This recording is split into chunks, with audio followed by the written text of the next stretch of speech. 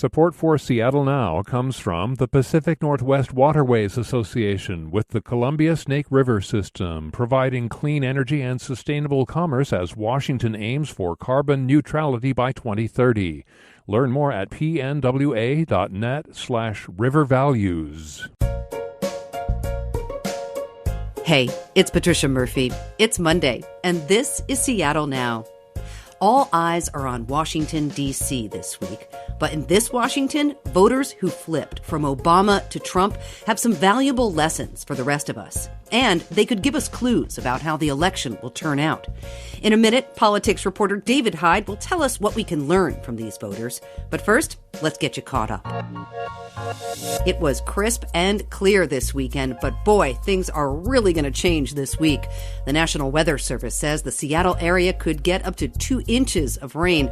Forecasters say heavy rain and wind will start late Monday night and could last into Friday. Might not be a bad time to check those storm drains for leaves.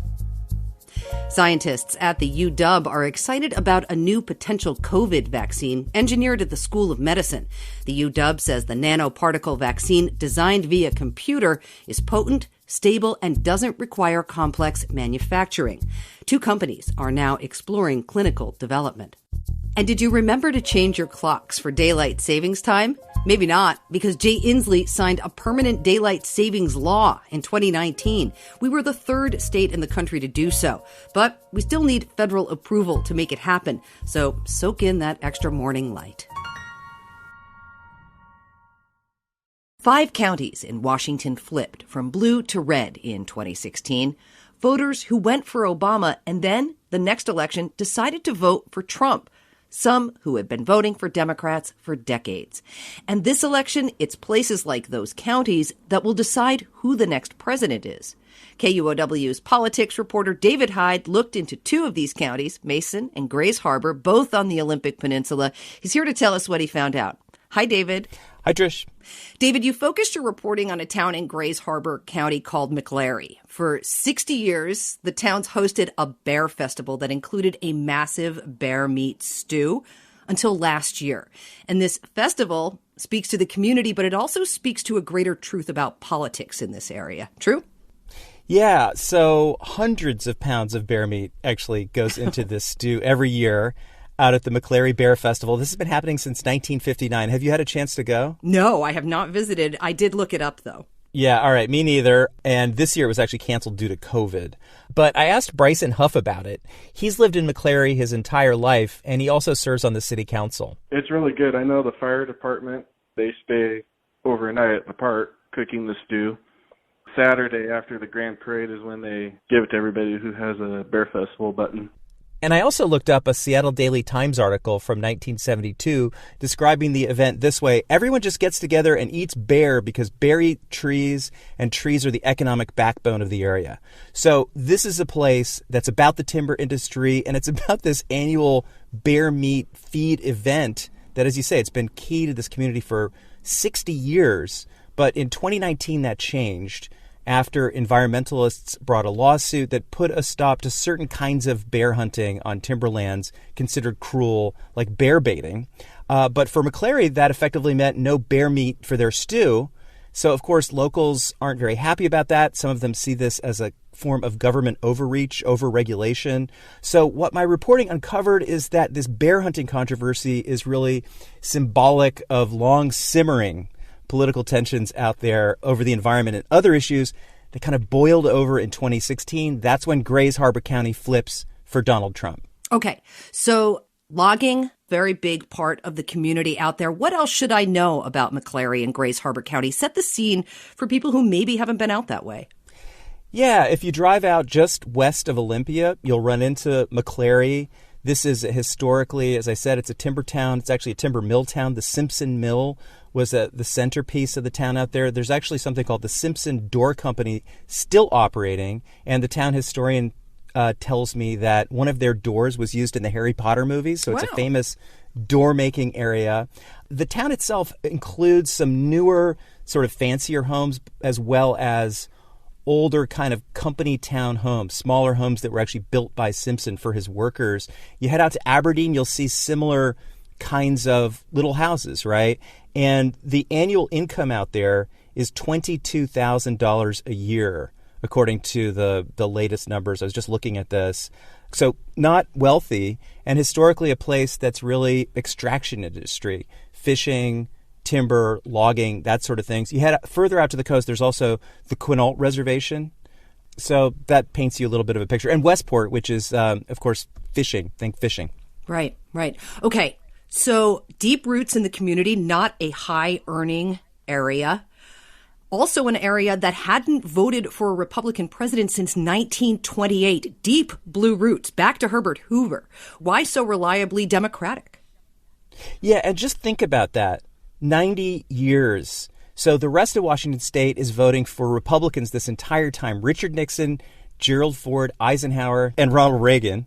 In every one of those elections, Grays Harbor County reliably filling in their ballots for the Democratic candidates for president. So I spoke with historian Steve Beta about this and this kind of remarkable consistency. He actually earned his PhD from the University of Washington, but he's now at University of Oregon. And he said, look, these places were full of timber industry job radicals, real lefties, socialists, even communists back in the 1930s, who became solid union voters and supporters of the Democratic Party because the Democratic Party was the party that looked out for the little person.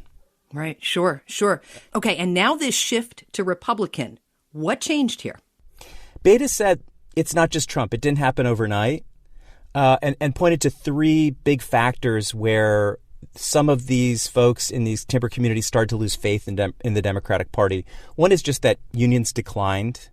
The other is that a lot of Californians end up moving here from places like Orange County that are really Republican in search of basically cheap land and lower taxes. But the third factor is a new kind of shift in the Democratic Party towards a sort of urban environmentalism that culminates in 1994 with Bill Clinton's Northwest Forest Plan.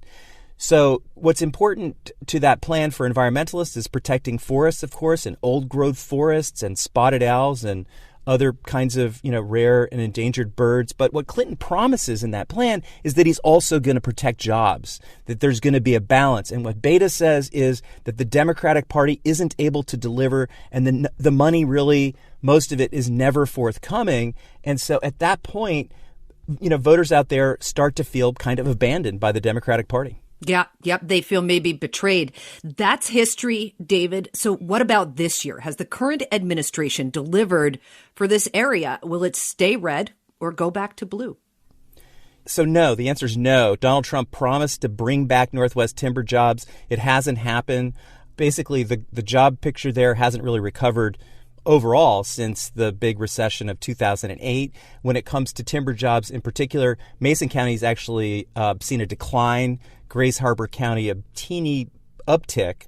Whether or not that matters is a second issue. Seattle political consultant Ben Anderstone told me that his models suggest that Grays Harbor County, might flip back for Biden this year. It could really go either way. Says it's kind of a coin toss. I asked Bryson Huff, the McCleary City Council member, what he thought, and he said he's just not sure. And I've heard people say, now that we've had, going on 4 years of Trump, oh, I don't know if I'd vote for him again. And then I've heard other people say, oh, he's doing an outstanding job.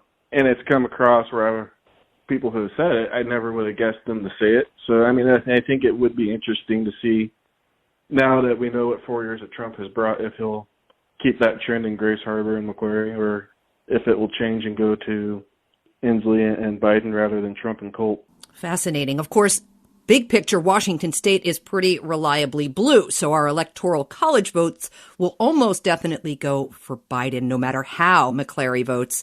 But you make the point that places like McCleary could determine who wins the presidency this week. Why?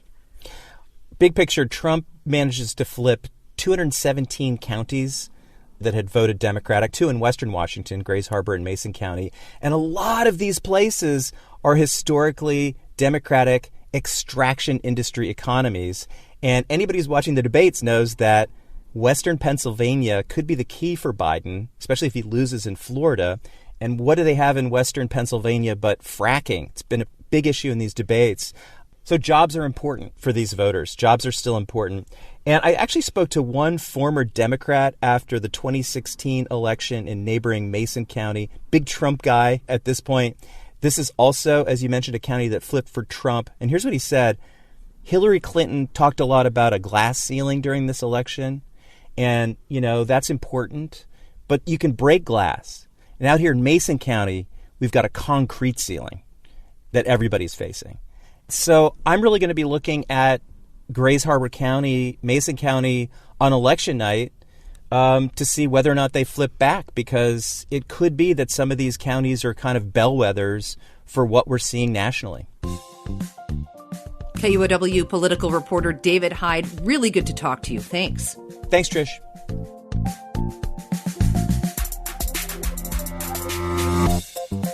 Thanks for listening to Seattle Now. The show is produced by Clare McGrane, Sophie Reed, Matt Martin, Caroline Chamberlain Gomez, and Jason Pagano. Matt Jorgensen does our music. I'm Patricia Murphy. See you tomorrow.